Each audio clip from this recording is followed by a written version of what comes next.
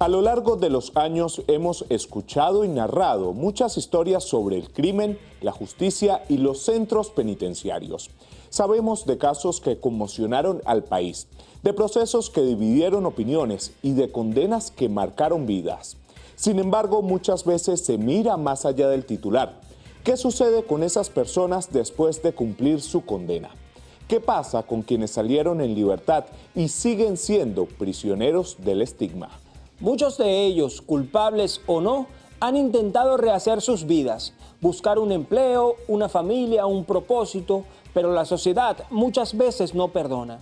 Una vez señalados, siempre son sospechosos. Es importante destacar que este programa no busca justificar delitos, busca abrir un espacio para escuchar, porque detrás de cada rostro hay una historia. Y porque incluso quien se equivocó merece la oportunidad de volver a empezar. Es por ello que esta noche conoceremos la historia de dos hombres que enfrentaron el encierro y hoy viven algo más difícil, la reinserción. Pero antes de conocer todos los detalles, les recordamos que pueden descargar la aplicación Televen Stream totalmente gratis con solo escanear el código QR que aparece en pantalla. También pueden interactuar con nosotros a través de nuestras redes sociales Rostros DLC.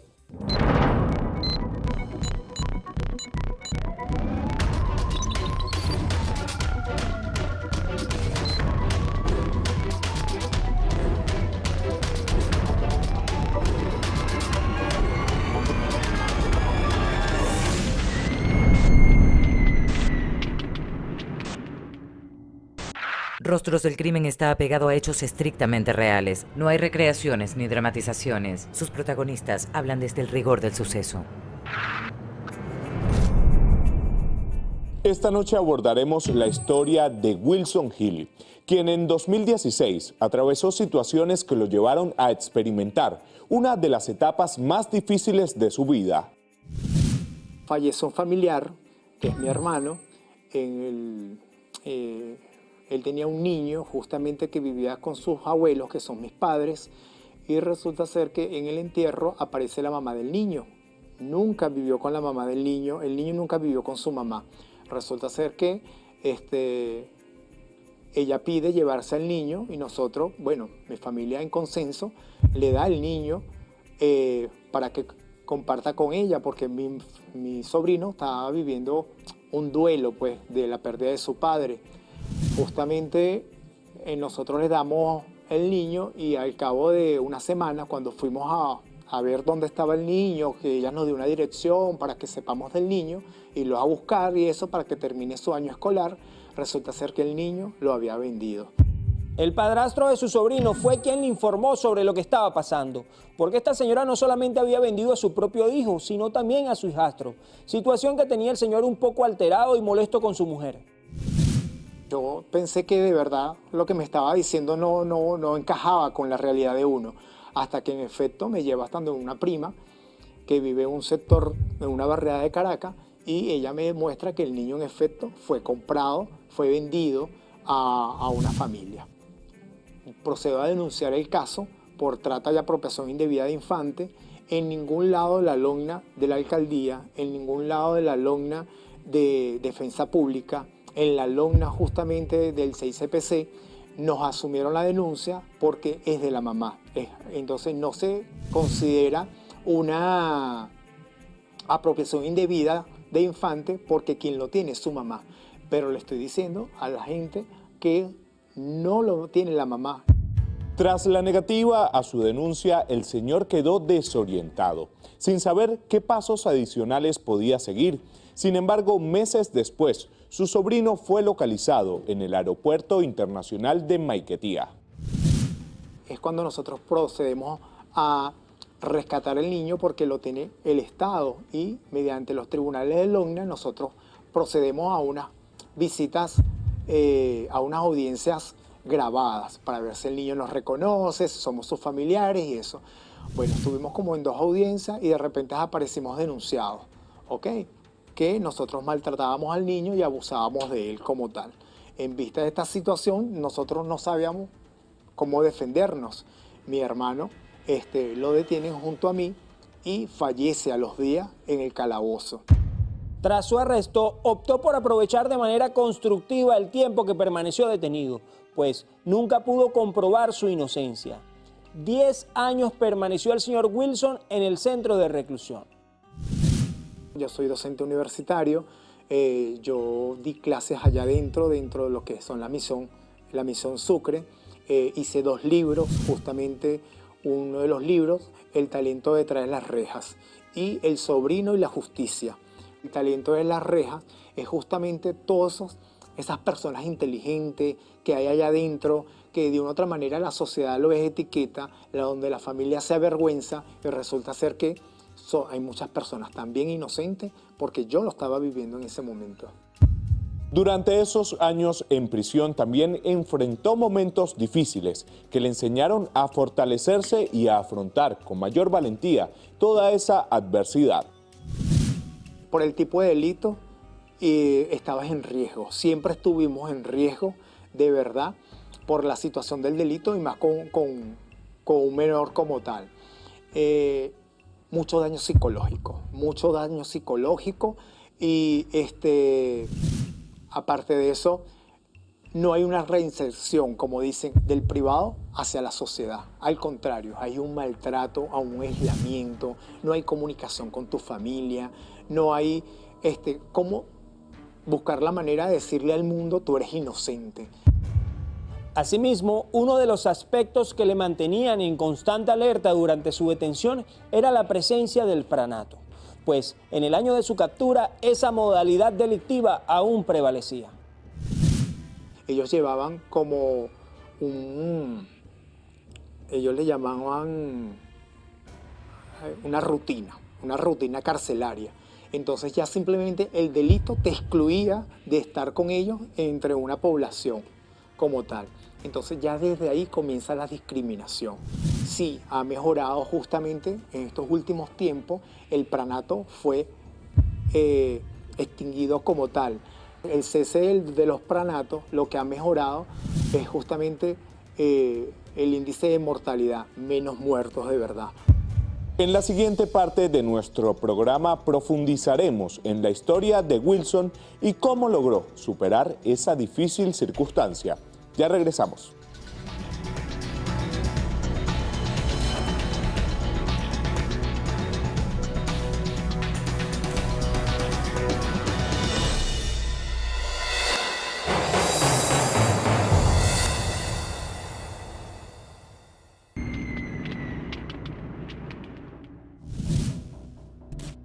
Continuamos con la historia de Wilson Hill, a quien luego de vivir una parte de su vida tras los barrotes de una cárcel, le revelaron una verdad que se mantuvo oculta durante los 10 años que estuvo en prisión.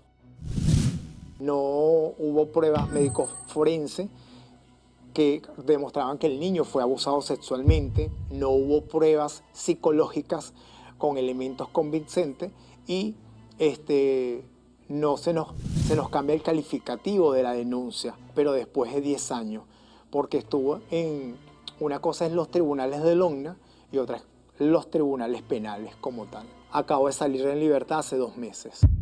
Luego de recuperar su libertad, Wilson Hill enfrentó un desafío diferente: reinsertarse en una sociedad que aún lo mira con desconfianza. Pues aunque fue absuelto por falta de pruebas, el estigma persiste y el camino hacia la reconstrucción personal no es sencillo. Hasta ahora todavía tengo impacto justamente de poder dormir, insomnio, es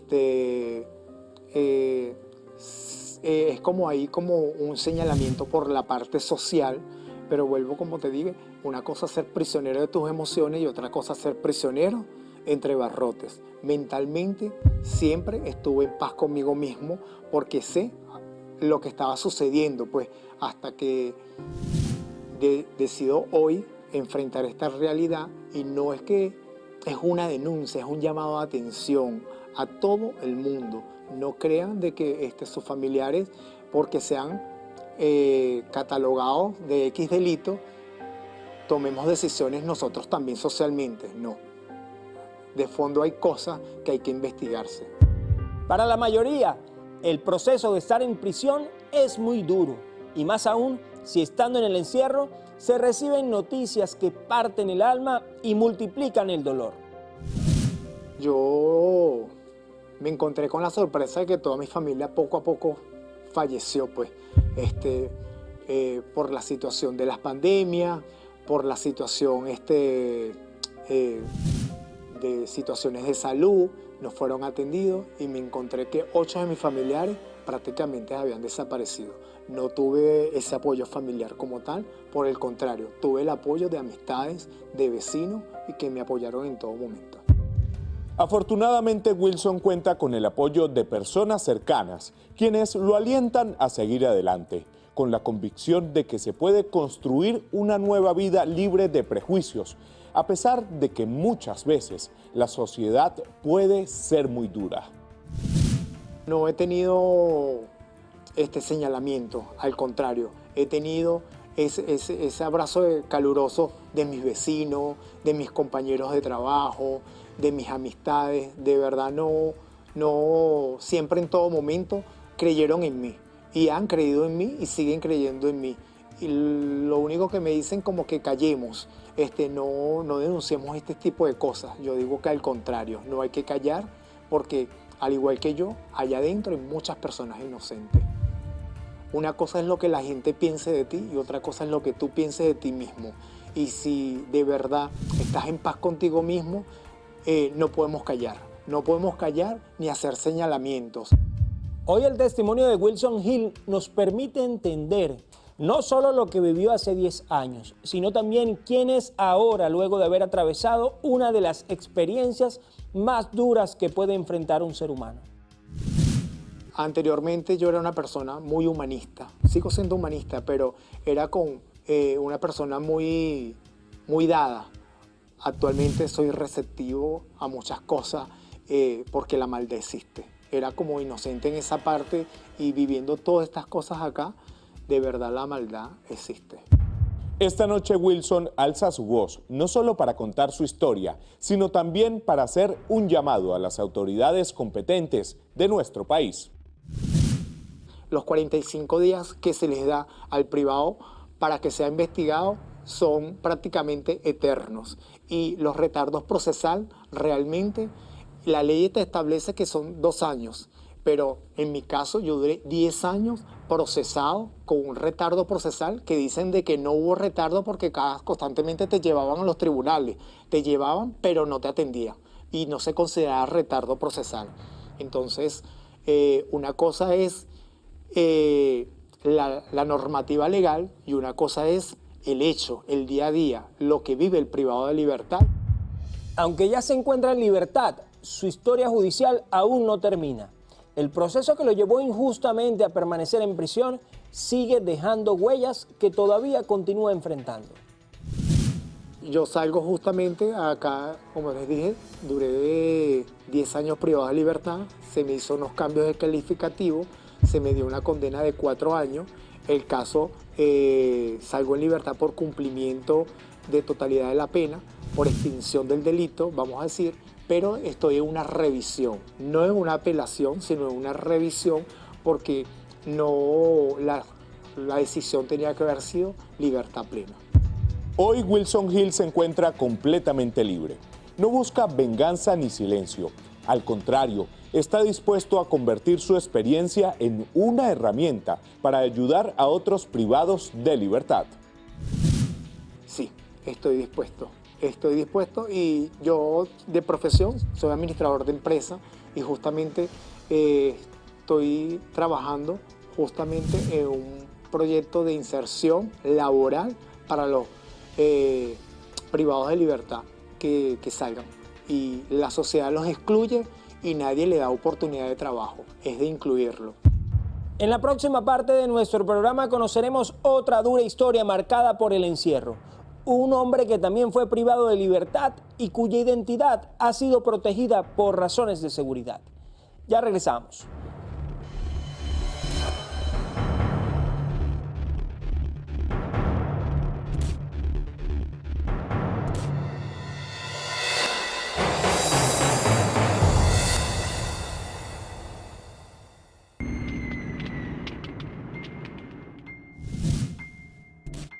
La reinserción a la sociedad luego de haber estado en prisión claramente no resulta del todo sencillo.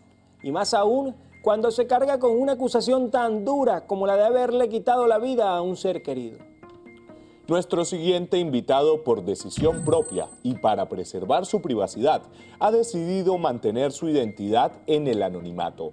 Todo esto ocurrió en el año 2017, cuando fue acusado de haberle quitado la vida a su propia madre. Mi expareja, la cual residía conmigo, el mismo día que fallece mi madre, ella procede a ir al 6CPC y a colocar la denuncia como que si yo le quité la vida a mi madre. Ese mismo día fui aprehendido, pero mejor dicho, aprehendido no.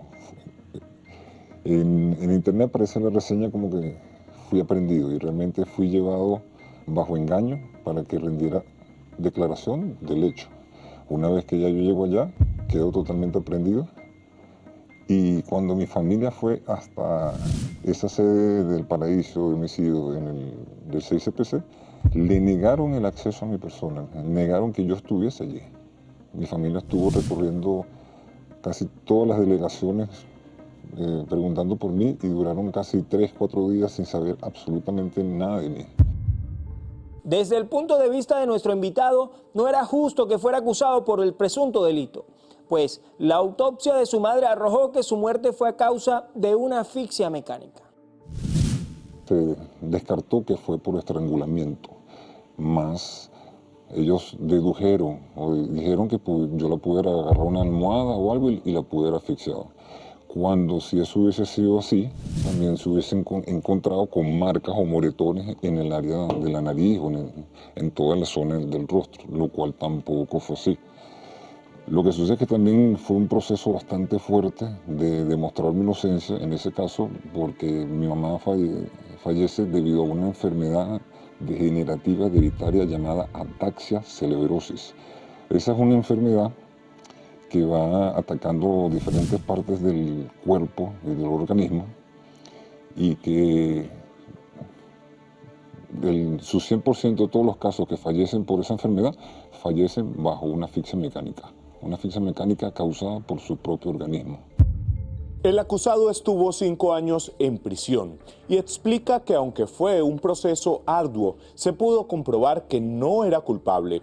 Esto gracias a unos exámenes que con anterioridad se habían realizado en su familia, donde se comprobaba que los hermanos de su madre habían fallecido por la misma causa, específicamente por la misma enfermedad. Me declaré en contumacia. Contumacia es un método que uno puede usar para que mi juicio siguiera su curso sin que yo estuviese presente, para evitar que por algún motivo, por falta de transporte, yo no pudiese asistir y por una tercera, cuarta vez, otra vez se me volviera a retrasar mi proceso de juicio. Gracias a Dios todo fluyó de excelente manera y después el último día, que era el cierre del juicio, logré asistir a mi juicio y allí me dan la libertad plena. La libertad no siempre significa nuevos comienzos. Reivindicarse ante la sociedad y conseguir un empleo digno sigue siendo uno de los mayores retos.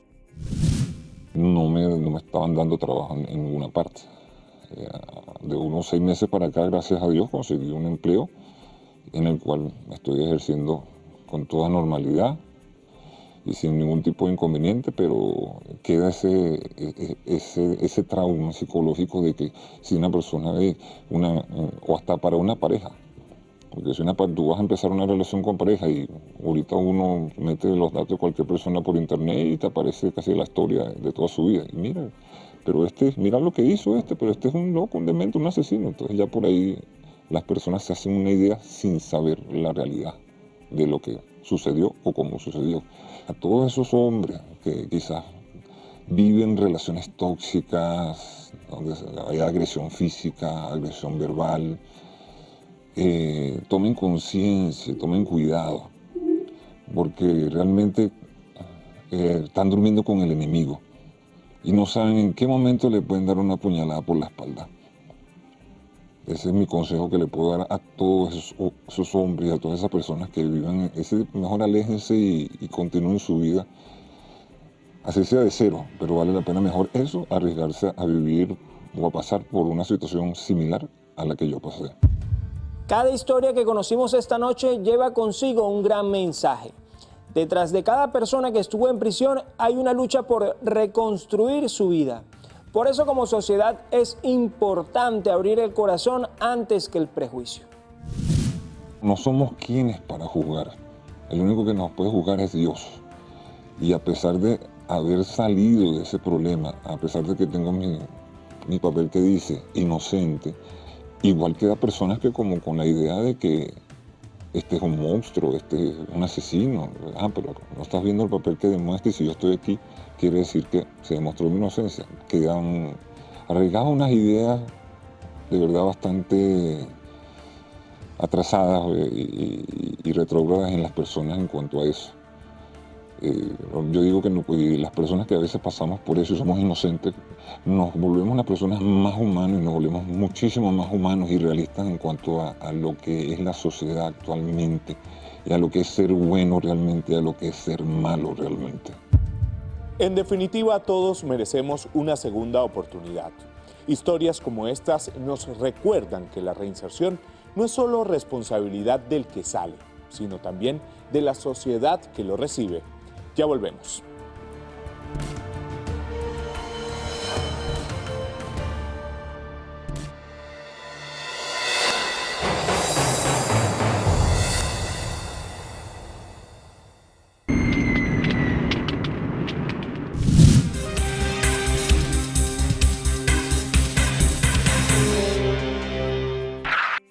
Estar en prisión no solo significa perder la libertad, es también convivir con el encierro, la violencia y muchas veces el olvido.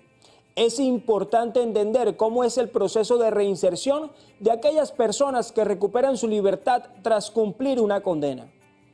Son muchas las interrogantes que surgen con relación a este tema del que normalmente muy poco se habla.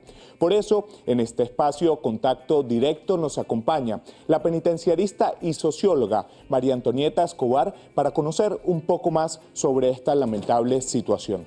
Bienvenida, muchas gracias por acompañarnos esta noche. Pase adelante. Gracias por venir, bienvenida. Por favor, siéntese. Gracias.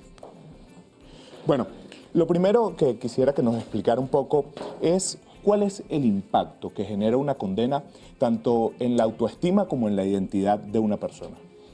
El impacto es radical, porque la persona egresada del sistema penitenciario generalmente no recibe en el lugar tratamiento. Y el tratamiento es lo más importante para reinsertarse nuevamente al sistema social, del cual fue retraído por una situación delictiva o un hecho punible de acuerdo a nuestra Constitución.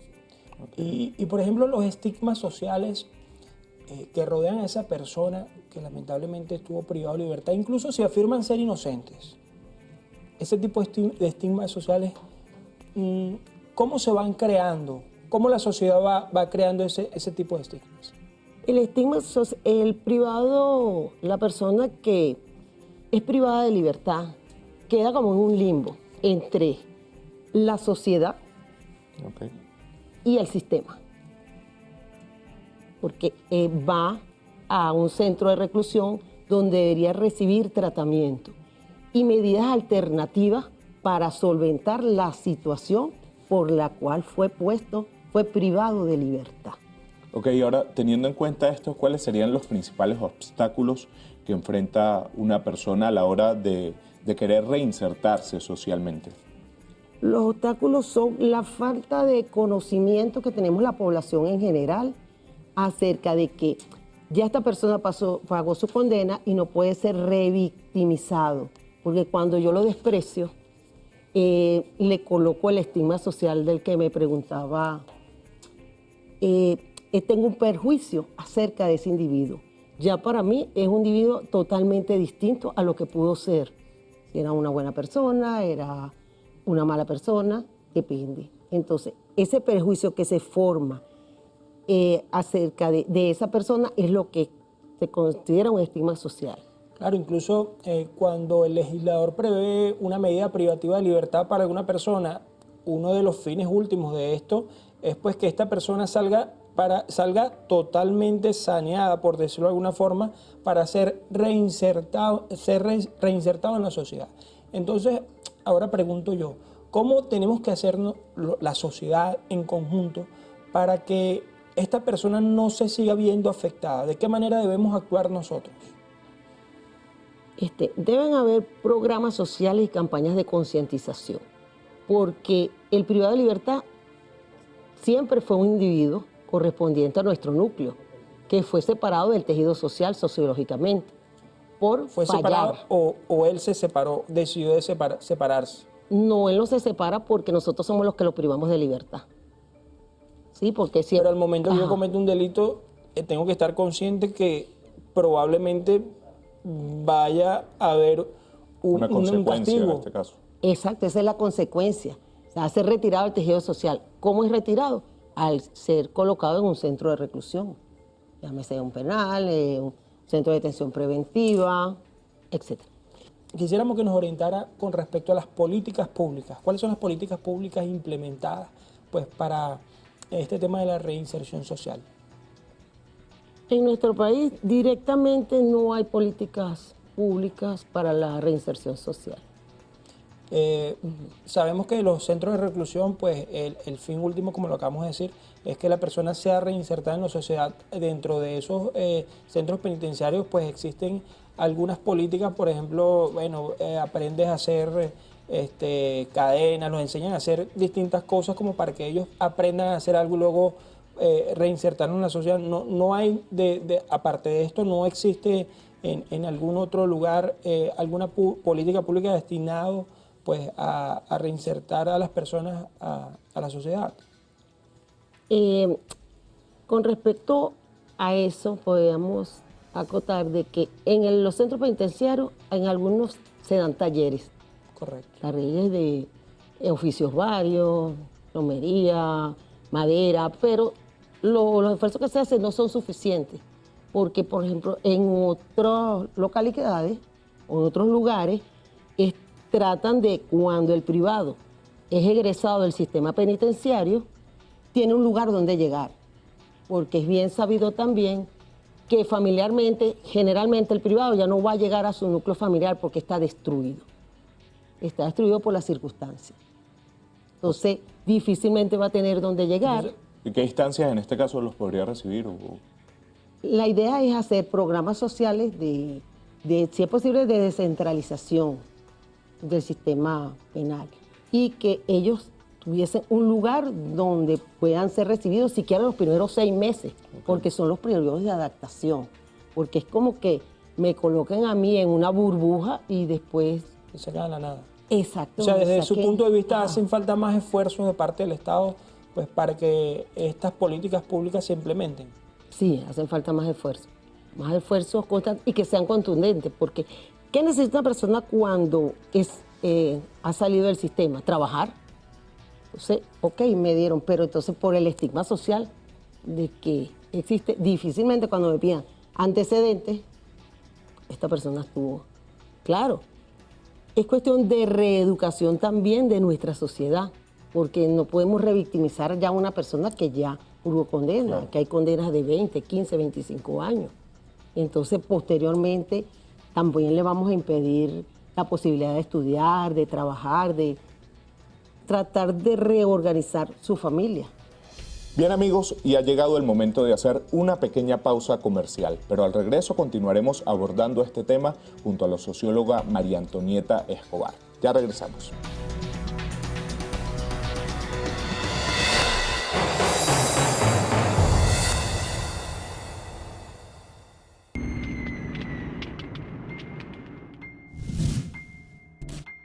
Continuamos en compañía de la socióloga y penitenciarista María Antonieta Escobar, con quien hemos estado conversando sobre la reinserción.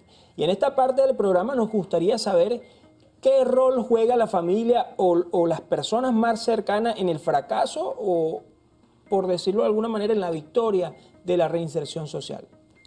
La familia es pieza fundamental dentro del proceso.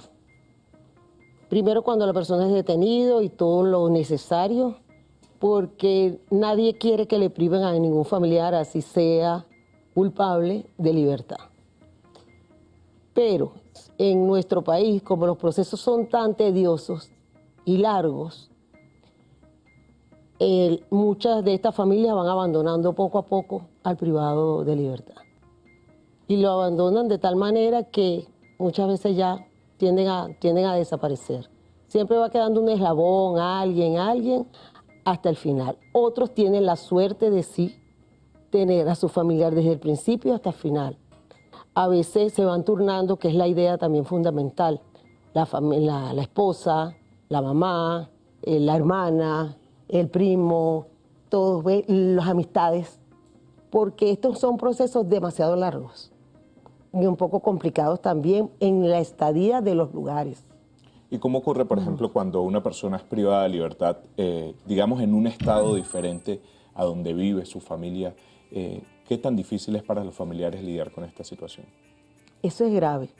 La ley contempla que el privado debe estar lo más cerca de su familia y del lugar donde se cometió la situación delictiva, por el mismo caso de la familia, para que pueda asistirlo, bien sea con los útiles de aseo personal, con comida, con las visitas, que son fundamentales. Las visitas son fundamentales para el privado, porque esa es la energía que él tiene para continuar soportando el sistema. María Antonieta, vamos a hablar del estigma social. En caso de que una persona, pues, privada de libertad, o que en este caso ya haya cumplido su pena, va a buscar un trabajo o simplemente quiere crear un grupo de amigos, ¿qué tan condicionante es, pues, haber cometido un delito, haber pagado por una pena y ahora estar tratando de reinsertarse, por ejemplo, a un nuevo trabajo, a tener un grupo, un núcleo de amigos distintos?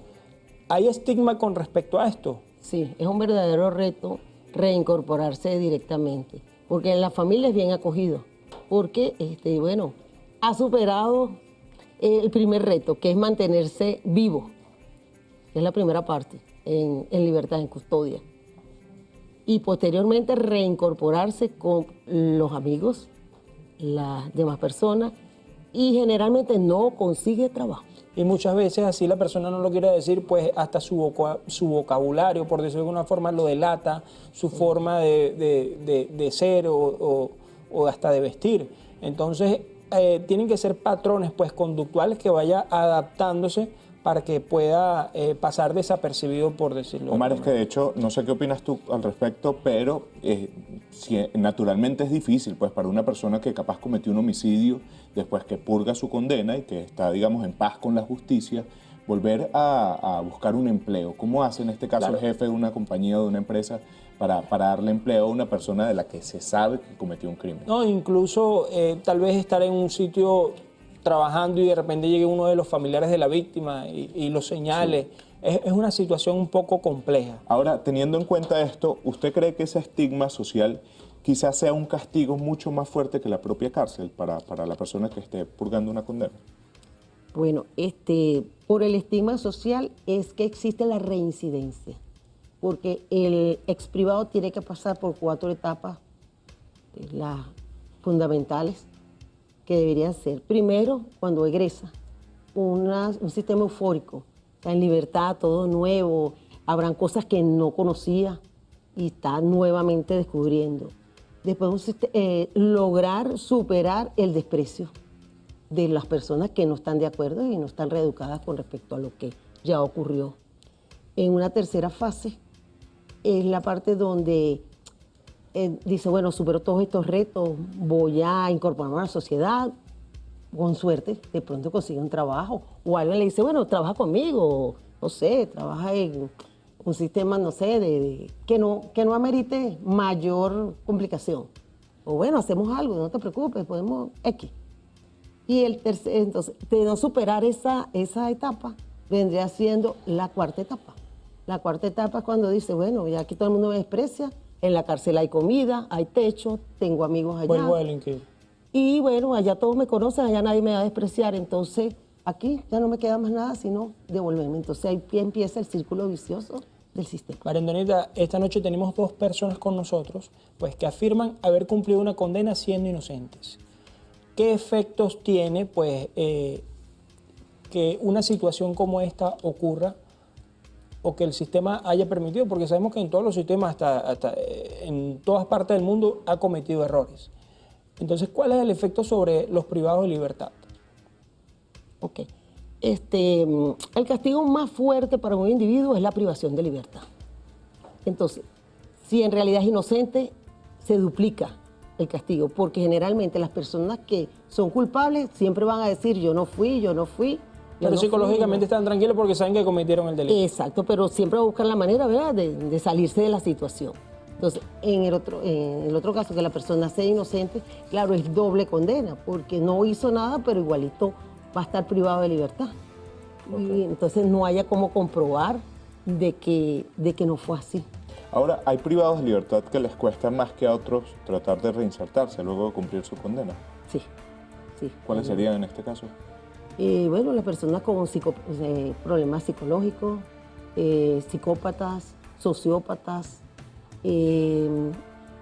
las personas... Tal vez los que tuvieron más tiempo privados de libertad también. Una persona que duró 30 años privado de libertad, de repente no es lo mismo que una persona que duró 3. Claro, porque le ocurre el fenómeno de la institucionalización. Ok. Antes de finalizar, quisiera que nos compartiera un breve mensaje para las personas que nos escuchan y que quizás estén enfrentando esta situación, ¿no?, de haber cumplido una condena y tratar de reinsertarse, de buscar un camino sano y que capaz no lo consigue. ¿A qué debe acudir? ¿Qué consejo le da a usted? Ok. Como individuos tenemos que siempre darle una oportunidad, o sea, la oportunidad a cualquier persona que haya pasado por el sistema, porque no ha dejado de ser un individuo. Entonces tenemos que darle siquiera la oportunidad, pero si no se la damos, no vamos a saber si va a volver a errar o retomó las riendas verdaderas de la vida. Tenemos que reeducarnos en ese particular. Todos los ciudadanos debemos reeducarnos con respecto a eso. O sea, el privado de libertad no es un ser extraño, es un individuo que formó parte de nosotros y quiere nuevamente formar parte de ese tejido del que fue separado por sus circunstancias muy personales o lo que haya ocurrido en el momento. Pero nosotros tenemos que ver las expectativas de que tenemos que ayudar, si en realidad somos ciudadanos, ayudar a estos individuos. Bien. Muchas gracias, María Antonieta, por visitarnos y por brindarnos toda esa información tan valiosa para todos nuestros televidentes. De esta manera llegamos al final de nuestro programa por el día de hoy, no sin antes agradecerles, como siempre, su fiel sintonía cada martes. Los invitamos a interactuar con nosotros a través de nuestra cuenta en Instagram, Rostros DLC. Si quiere interactuar conmigo directamente, lo puede hacer a través de mi cuenta en Instagram, Joan Camargo_. Para los que deseen contactarme, lo pueden hacer a través de mi cuenta Omar Rostros DLC. La cita es el próximo martes, cuando nuevamente nos sentemos frente a frente con los rostros del crimen. Paisajes hermosos donde se sustenta el crimen. Hermanos se atacan entre sí con proyectiles. Tensión en la situación, se sobrevive dando mucho más de lo poco que recibes. Mueren jóvenes, su madre llora. Plegarias no callan el cantar de la flor. Las generaciones se pierden con el paso de las horas. Y ahora, unos son presas y otros devoran. Calles de sorpresas como la caja de Pandora, donde mantengo la esperanza a pesar del diluvio. Y la superación y el estudio como refugio. Sigo caminando en estos suelos sin que me detenga el miedo. Mis palabras son reflejos, entiendo lo que siente el pueblo porque soy parte de ello. No importa color ni pensamiento, es el mismo espejo. Voceros de los que quedan, también de aquellos que partieron. Unidad es lo que quiero, espero.